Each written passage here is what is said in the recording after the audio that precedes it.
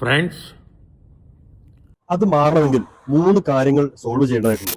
ആരെയും പേടിക്കാതെ ആരുടെ മുന്നിലും തലകുനിക്കാതെ പോരാടിയാൽ നമുക്ക് നീതി ലഭിക്കുന്നുള്ളത് ഡൽഹി പ്രൊട്ടസ്റ്റിലൂടെ നമ്മൾ കണ്ടു. നിലവിലെ ഡ്രൈവർ മാറിയെന്നുള്ളൂ, സിസ്റ്റം ഇപ്പോഴും കറപ്റ്റഡ് ആണ്. അത് മാറണമെങ്കിൽ 3 കാര്യങ്ങൾ സോൾവ് ചെയ്യേണ്ടതായിട്ടുണ്ട്.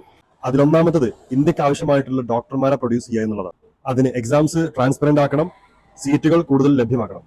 രണ്ടാമത്തത് ഡോക്ടർമാരുടെ കുറവ് മുതലെടുക്കുന്ന മെഡിക്കൽ മാഫിയകളുടെ അഡ്മിഷൻ സ്കാമുകളാണ്. ഇതിനുവേണ്ടി അവർ ഗവൺമെന്റ് മെഡിക്കൽ കോളേജുകളിൽ ഓൾറെഡി അഡ്മിഷൻ കിട്ടിയ നീറ്റ് എക്സാമിൽ ടോപ്പ് റാങ്കുള്ളവരെ കൊണ്ട് തന്നെ പ്രൈവറ്റ് കോളേജുകളിൽ സീറ്റുകൾ ബുക്ക് ചെയ്യിപ്പിക്കുന്നു. ആ സീറ്റ് കൗൺസിലിംഗ് റൗണ്ടുകൾ കഴിയുന്നവരെ ഹോൾഡ് ചെയ്യിപ്പിച്ച് അർഹരായവർക്ക് കിട്ടാതെ അത് നല്ല വിലക്ക് അത് വിൽക്കാൻ ശ്രമിക്കുന്നു. മൂന്നാമതായി, പൊളിറ്റീഷ്യൻസ് കൺട്രോൾ ചെയ്യുന്ന മെഡിക്കൽ കോളേജുകൾ അത് പ്രോപ്പർ ഇൻസ്പെക്ഷൻ വിധേയമാക്കണം. നാഷണൽ മെഡിക്കൽ കമ്മീഷന്റെ സർപ്രൈസ് വിസിറ്റുകൾ മുൻകൂട്ടി അറിഞ്ഞത് പ്രകാരം അതിനാവശ്യമായിട്ടുള്ള ഡോക്ടർമാരെയൊക്കെ ഫേക്ക് ആയിട്ട് കൊണ്ടുവന്നേക്കും.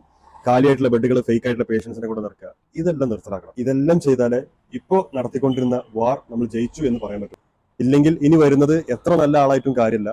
സിസ്റ്റം കറപ്റ്റഡ് ആണെന്നുണ്ടെങ്കിൽ ഇതുപോലത്തെ പ്രൊട്ടസ്റ്റുകൾ വീണ്ടും വീണ്ടും നടന്നുകൊണ്ടേയിരിക്കും.